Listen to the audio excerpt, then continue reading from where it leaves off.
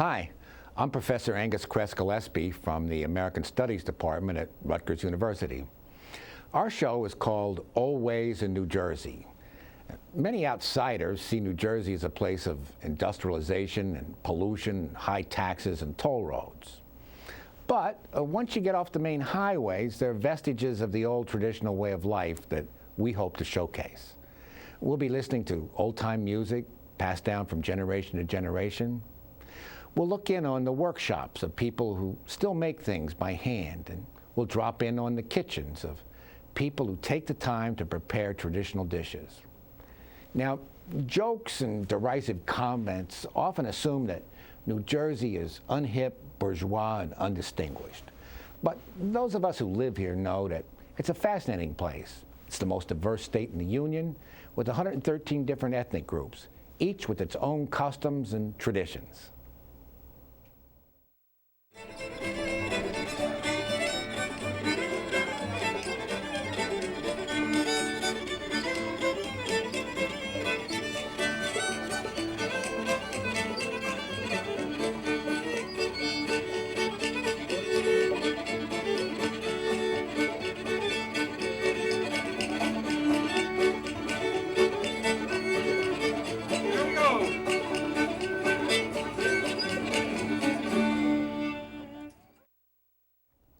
Today, I'm here with Kathy DeAngelo, who's a well-respected teacher of traditional Irish music in the South Jersey area, as well as over the whole country. Kathy has been collecting the music and stories about the Irish coming to America for more than 25 years. She blends this music into her concerts, and she knows the story of how the Irish, like other ethnic groups, struggled in their homeland against political upheaval and repression. How they endured grinding poverty, and how they left to build a new life in America and something better for their children. It's my pleasure to welcome Kathy DeAngelo to our studio today. So Kathy, when did you first start playing music? I first started playing music when I was probably like in grammar school. But I really didn't get serious about playing folk music in general till I was like in high school. You know, I wanted to play the guitar like everybody did at my age, you know, in the 60s. So I started playing little folk music things on the guitar, and eventually my parents actually bought me a guitar because I was stealing minutes on my brother's guitar when he wasn't looking, and that cost like a lot of sibling fracas. So my parents for my birthday bought me a guitar. So I started out basically in high school. Did you take piano lessons as a kid? No, I didn't take any kind. I did have, believe it or not, accordion lessons. And my father thought that every good Italian girl should learn how to play the accordion. You know, this would be a skill I would definitely need when I get older. So at some point when I was in grammar school, you know, we went for music lessons, actually at a place out in Route 18 in East Brunswick, actually, that was there. And they got a family deal. So my sister and I were forced into playing the accordion, and my brother got to learn the guitar. So I had 10 weeks of accordion lessons, and that was it for my musical training. Okay. And I still, actually, my father eventually bought me a really nice accordion, and then I still had that accordion. He ended up playing it, though. My dad ended up playing it. I didn't really pursue it very seriously. Well, now, as the years have gone by, if I'm not mistaken, you've more or less morphed into the harp, the fiddle, and the five-string banjo.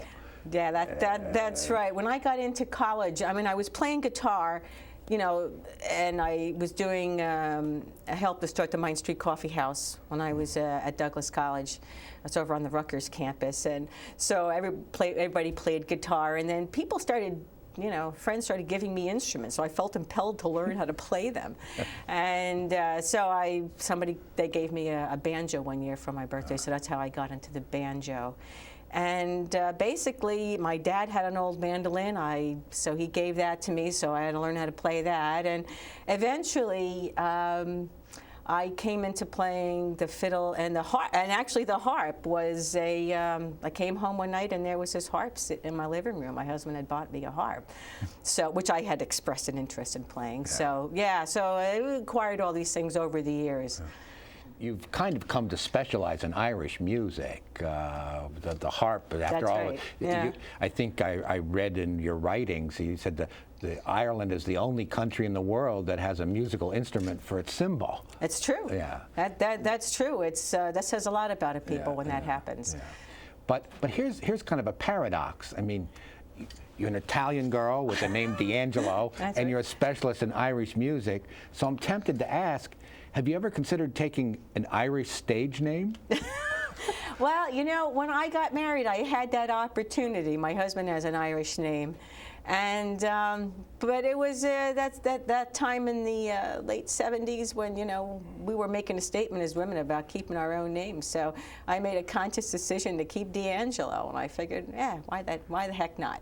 So my mother tried to impel me to change my name, but I kept Your my mother name. being a traditionalist. Well, yes, my mother being very much a traditionalist, but she thought I was going to get into country music, so she thought I should just shorten my name to the first 4 letters and make it Dean, and that would be a great country music name. Yeah. But you resisted. I resisted, that's true. Yeah. Well,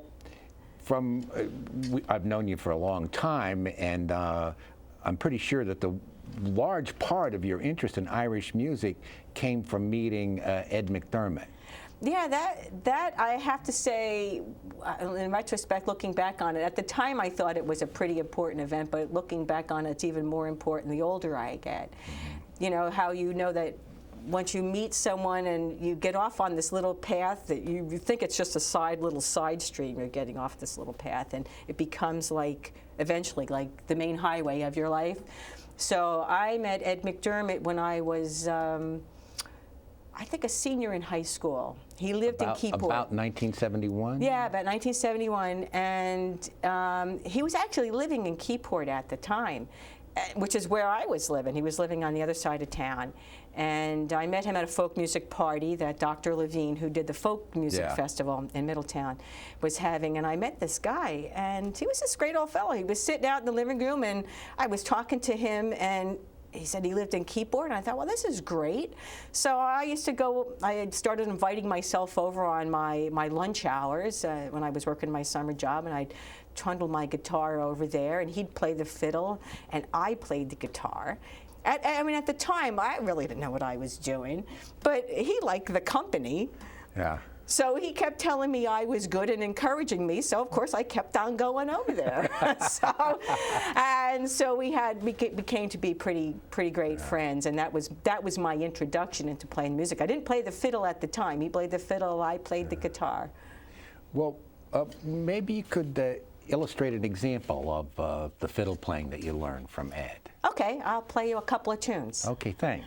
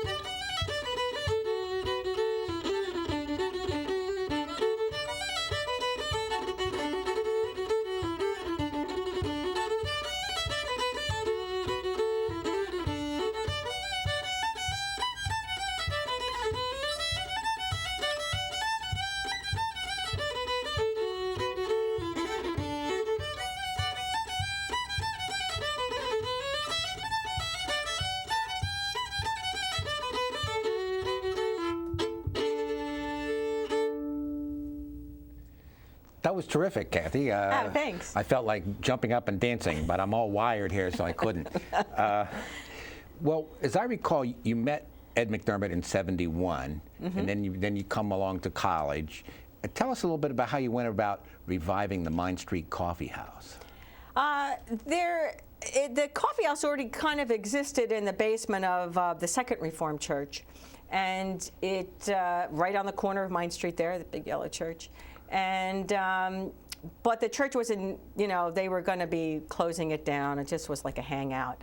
And there was a couple of seminary students from the seminary just on the street across that said, oh, gee, you would like to have a coffee house. And I sort of got involved in it because I was hanging out at the coffee house, and they said we're going to close this down unless they can do something more productive with it. So I said, well, I know a lot of musicians. Well, why don't we, have like a music coffee house? And so that's basically how it started. That was in '73. Oh, it had been a coffee house, but not a music coffee. Yeah, it was just a kind of like a hangout. And now I actually met people down there who actually did bring instruments down there on occasion, and that's how I met quite a few people actually. But it wasn't like a regularly scheduled music or anything like that. So we started in '73 to do something unheard of. We actually had a Friday and Saturday night coffee house. Didn't charge admission, and I just invited a lot of people that I knew. And relied on donations to this. Yeah, it was definitely past the hat. Yeah. Past the hat. But the church thought this was more suitable.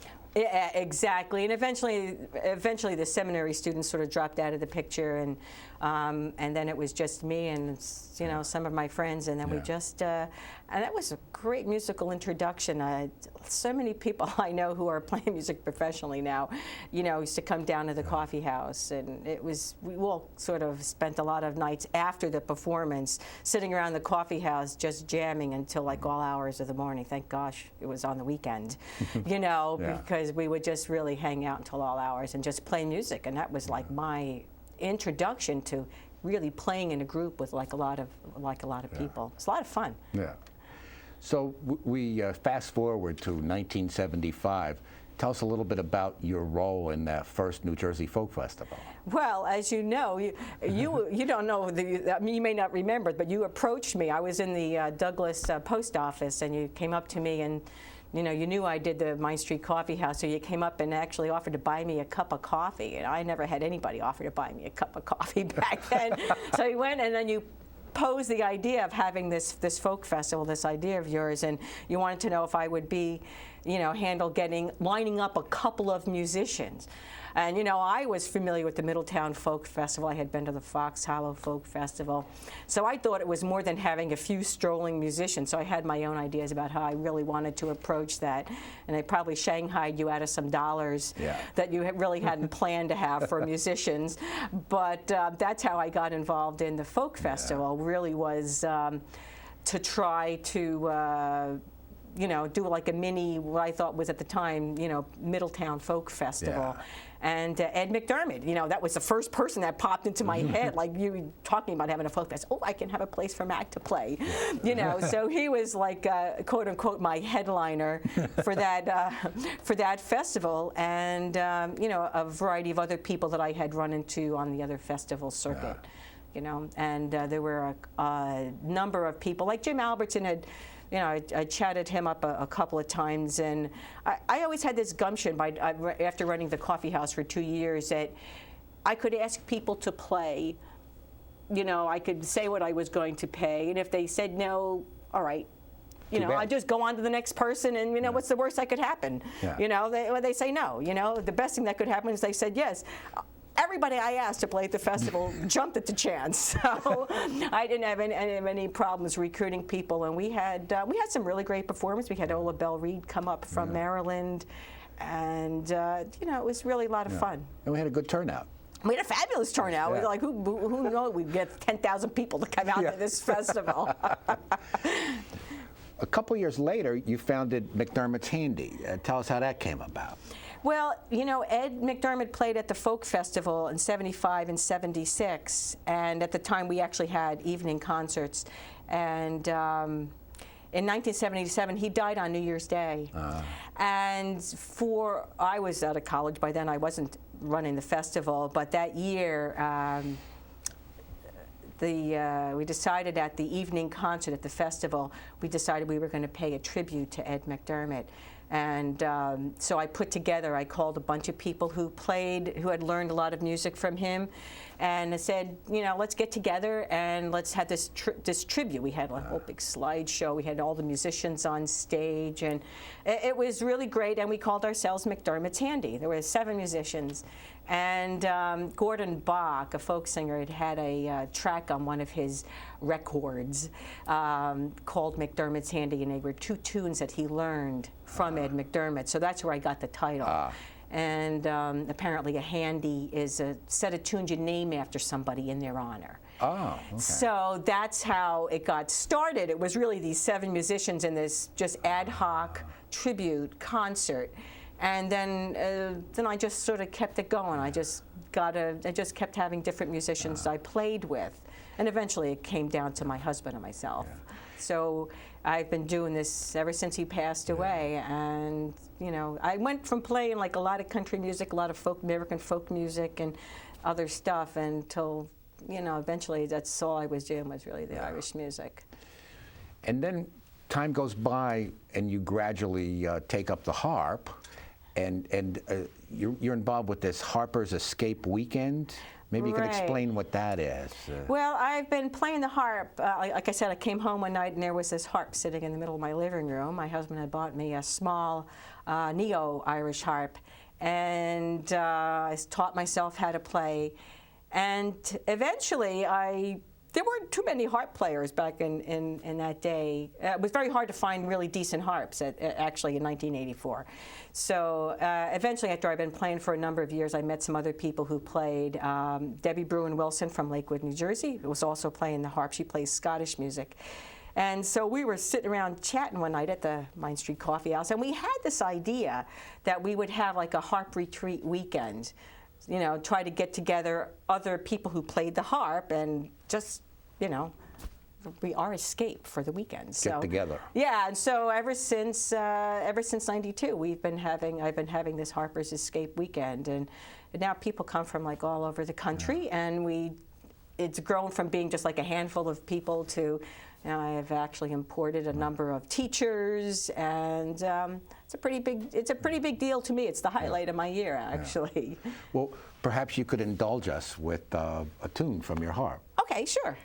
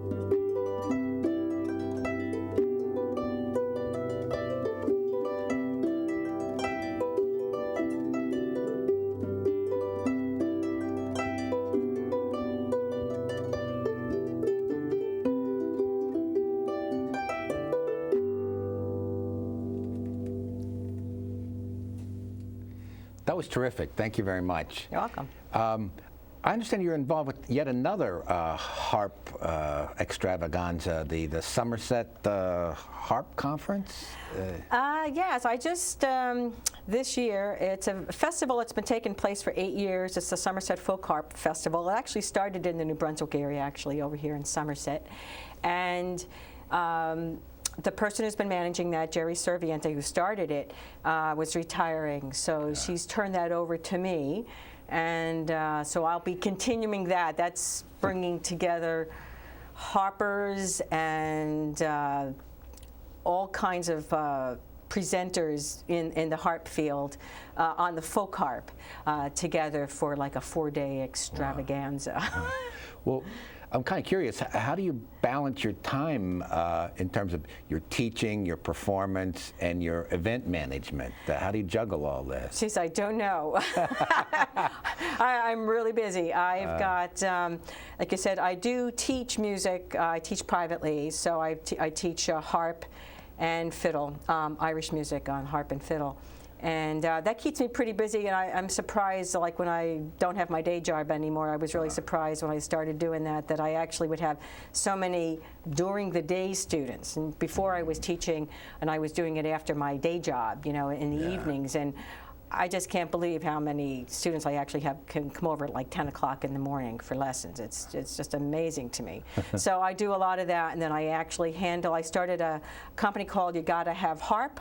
Oh, yeah. And so I am doing like the booking agent business for, you know, traditional music artists. Started out being just for the harp, but I've sort of branched out into taking on some of my fiddle idols as well. Well, in terms of blue sky thinking, are there any artists in an ideal world you'd like to work with in the future? Oh, geez, I think I'm working with a few of them right now. As a matter of fact, my longtime idol is Grania Hambley on the harp, young player that I first met in '96, and she's become one of the most fabulous harp players, you know, best known Irish harpers from Ireland in this country, and Billy Jackson, who is a Scottish harper from even well before I started playing the harp, just an icon in Scottish music. So, I mean, they're at the top of that. And I represent Kevin Burke now, who's like a legendary Irish fiddler. He's always been on my list. It's just, I just can't, you know, say enough about the artist. And I just love doing it because I love the music, and I love to be able to rub shoulders, and hopefully maybe their magic rubs off on me, you know, being in their presence and doing that, because it's really wonderful. In terminology, academics always concerned with terminology. Would you say what you do is folk music or ethnic music? That's a really good question. You know, in traditional Irish music, they really just call it traditional Irish music. I don't think anybody in Ireland really calls it folk music, although that's really what we call it in this country. I see. And they certainly don't call it ethnic music over there because that's their music. So you know, it's ethnic music when you're I guess lost in the stew of all this other culture that's going on. But you know, I just kind of consider myself like a traditional musician. Yeah. Do you think you're a social activist? I think I'm a social activist. In what way? Well, do you see music serving a cause? Well, you know, I'm really passionate about passing on the music. So, which is why I guess I teach. I mean, people had to like twist my arm when I first started teaching music a number of years ago. Actually, it was like in '90 or '89 or '90 or something. You know, a couple of parents really had to twist my arm to take kids on to teach them the harp. I just thought maybe I was just, how was I qualified to do this? Because I don't use written music. I teach in a traditional way. I teach by ear. And I didn't really see anybody else doing that. But actually, and I went to Ireland in '96, and they do that all the time. That's the standard way of doing it. So I started taking on more and more young people, and I really like encouraging young people to take up the music. So we're very, my husband and I are very involved in teaching. We have a lot of young students, but we do a a session for young musicians at the Irish Center in Philadelphia every month. So every month we, it's an open forum. Any kids can come, and actually young adults and actually older adults actually come, and they come fiddles, tin whistles, flutes, barons, and we teach the tune the first hour, and then the second hour we try to encourage everybody. We all play together. But that to me is a passion, is trying to get other young musicians to play the music and maybe do for somebody like Ed McDermott did for me. You know, and you never know really where that's. Like I said, you never really know when you get off on the side path that doesn't become your main highway after a while. So I really am passionate about the teaching thing and about carrying on the music and about people making their own music. That's my social activist thing. Get out in front of the TV and go out and play some music. Gives you a sense of purpose. Yeah, I love it. Yeah. Well, thank you so much for joining us. Thank you for having me. Yeah.